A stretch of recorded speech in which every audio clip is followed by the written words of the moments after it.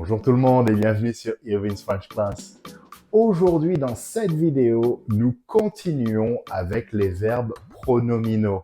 After the reflexive verbs in the last video, today we are covering three other kinds of pronominal verbs. The reciprocal verbs, the essentially pronominal verbs, and the passive reflexive verbs. C'est parti! In the previous video, we said that pronominal verbs are conjugated using two pronouns, a subject, as usual, and a reflexive pronoun.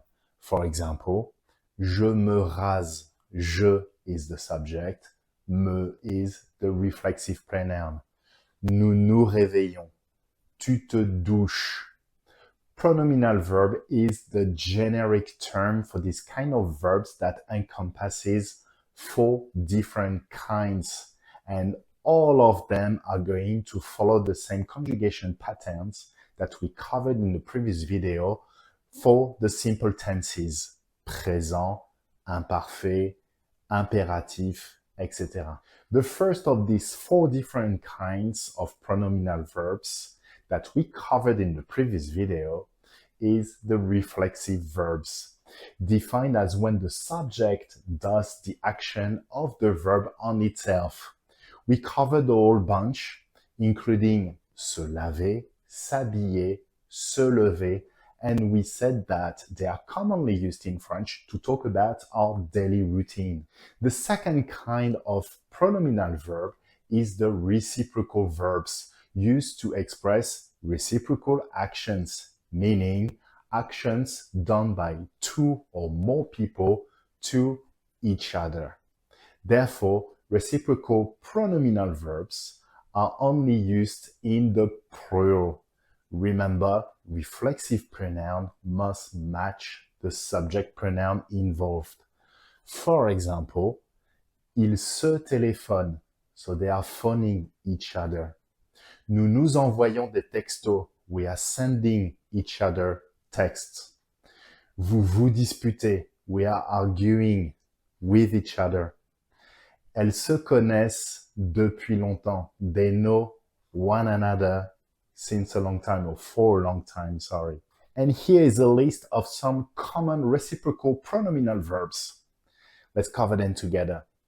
S'acheter, s'adorer, s'aider, s'aimer, se comprendre, se connaître, se détester, se dire, s'écrire, s'envoyer, se mentir, se parler, se plaire, se poser des questions, se promettre, se regarder, se rencontrer, se ressembler, se téléphoner, se voir.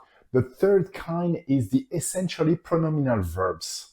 As their name indicates, it is essential for these verbs to be used with a reflexive pronoun. The reflexive pronoun has no grammatical function, and without it, these verbs are meaningless. And here is a list of those. Please note that only moquer and taire can be used without the reflexive pronoun. Apart from those, all of them must be used in the reflexive way. For example, abstenir doesn't mean anything. S'abstenir is the correct verb. S'acharner, se désister, s'écrier, s'efforcer, s'emparer, s'enfuir, s'envoler, s'évader, s'évanouir, s'exclamer, se fier, se méfier de, usually is the preposition with that verb, se méprendre, se moquer, se repentir, se souvenir, again, de is usually the preposition used with that verb, se suicider, se taire. The fourth and last kind is the passive reflexive verbs. These verbs are often used to express an habitual action in the sense of a custom. For example, le fromage se mange avec du pain. That's the way to eat it. Because the subject is always something, these verbs can only be used in the third person, either singular or plural. And here is a list of these verbs. Let's cover them together. Se boire, se dire, se faire, se manger, se parler, se danser, se porter, se servir, se fabriquer, se voir, s'apprendre, se préparer, se vendre. Voilà les amis, c'est tout pour cette vidéo.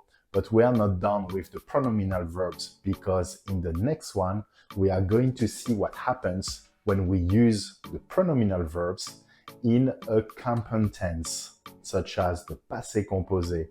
We will review together the different rules of agreement of the past participle. N'oubliez pas d'ajouter un pouce bleu et de vous abonner. Au revoir, à plus, ciao.